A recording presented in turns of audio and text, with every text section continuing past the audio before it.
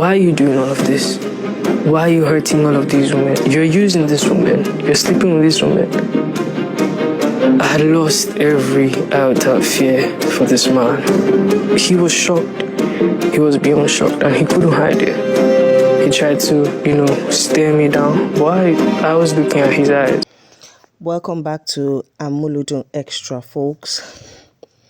The Bible says, touch not my anointed and do my prophets no harm.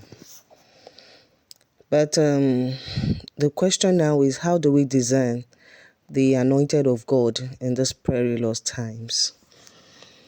Recently, 27-year-old Ajoke Joshua came out to say a lot of surprising things, or maybe not so surprising, because this is not the first time somebody has come out to say a lot of things about the late Prophet TB Joshua. Even while he was alive, at certain periods, even before the social media, people, especially women, came out to grant interview to journalists and complain, say a lot of things that they went through while living at the synagogue.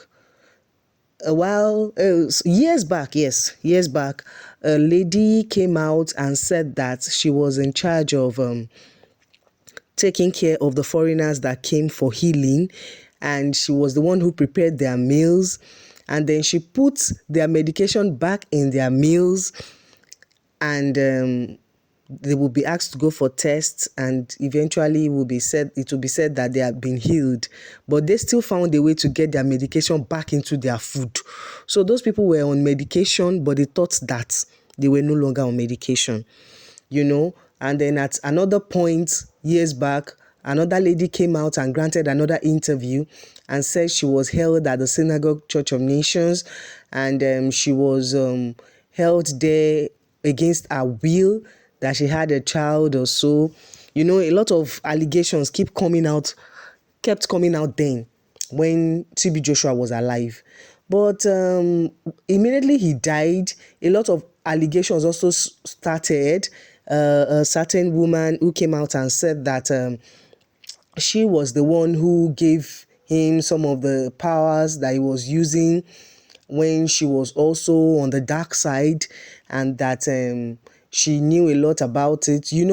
She said a lot of things then, that he got some of his powers from her and all that. Ajoke's story is really touching, very, very touching.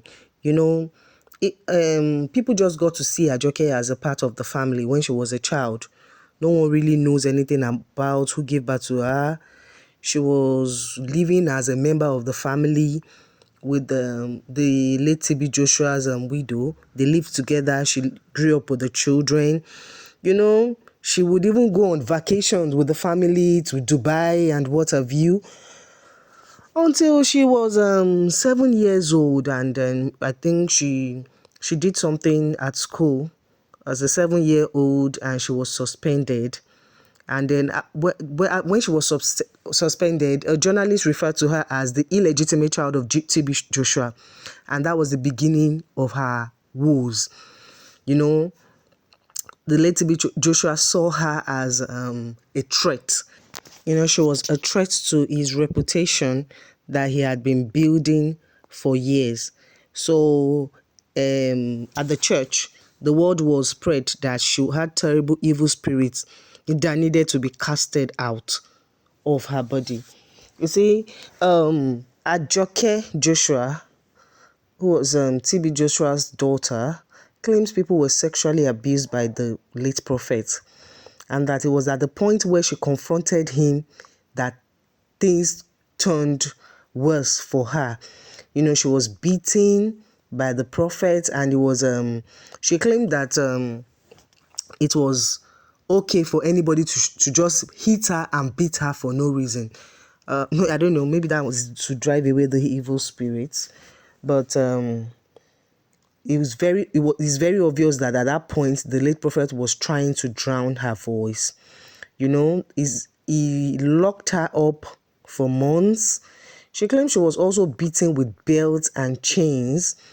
He didn't like the fact that she knew so much about him, and he did not want to risk his reputation, especially around his foreign members.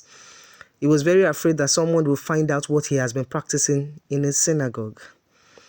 According to Ajoke, he had created an image of being perfect, being untouchable, and that she saw through it all and believed that it was all a cover-up. She said that TB Joshua was very vulnerable, very afraid of reality. He never wanted to be confronted. He never wanted to have to answer to what he had done to people. Now, a lot of people have been asking questions. Why didn't she speak up while the late prophet was alive? Why now? But right now, she's not even the first person.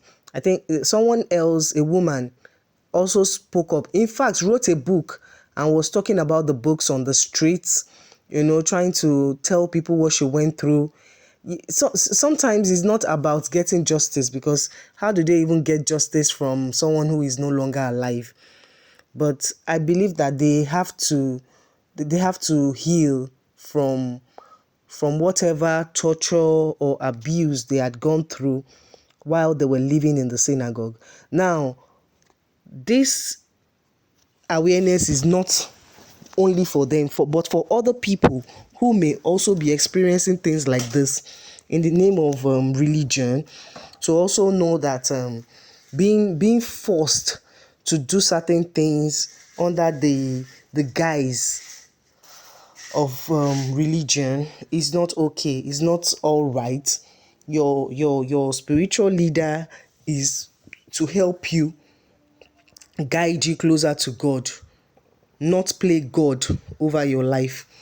I believe that more is to come, because I know that if one person comes out and says certain things, another person comes out, then I'm sure that a whole lot of other people who had also been exposed to that environment will also be encouraged to come out and talk about their experiences and how other people can avoid being in that kind of situation.